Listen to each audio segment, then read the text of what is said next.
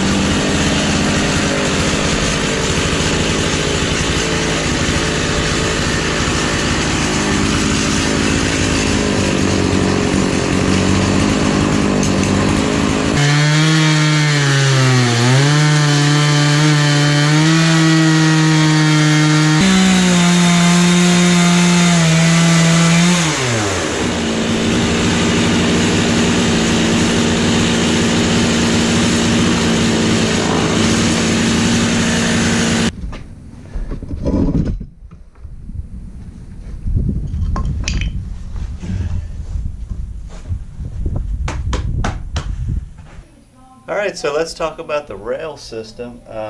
The rails work really well. It's definitely very nice, professionally put together. This aluminum channel is really good, and it's very flexible. So you can also add the pieces. I think they have 5-foot lengths, so you could really make you some nice long timber or lumber. So it is a little bit tedious to get set up, but anything would be. What I do is I set this up with the set screws flush, because you can't have those sticking up. So I just start at that point all the way down.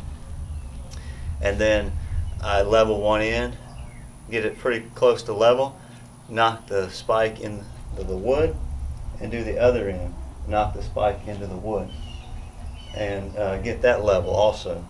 And then in the center, I think the best way to do that is to go ahead and it's just floating. Don't let it touch the wood, and then go ahead and set the screws down to touch the wood. Then set the spike. Don't lift up on it or down, because then you'll end up with a bow.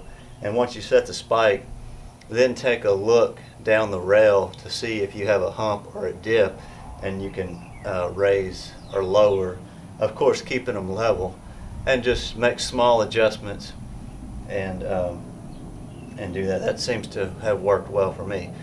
This is my second time setting this up, so it's an honest kind of a first time review. But the second time I've got it, I mean, it's sturdy, it's on there, those spikes do a real good job. So I'm really liking this setup. And the boat winch on the Granberg mill is really working well. So you just can't crowd it, and I will be getting that external oiler because I can see that my chain is running a bit hot. I would like to, the saw has plenty of power to run with this size material.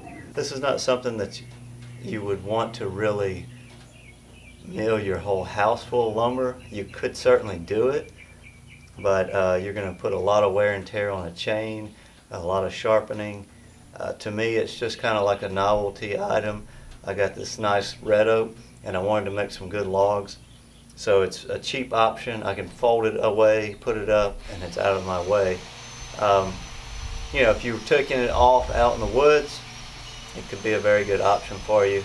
But you know, it is a chainsaw, and it's not a sawmill.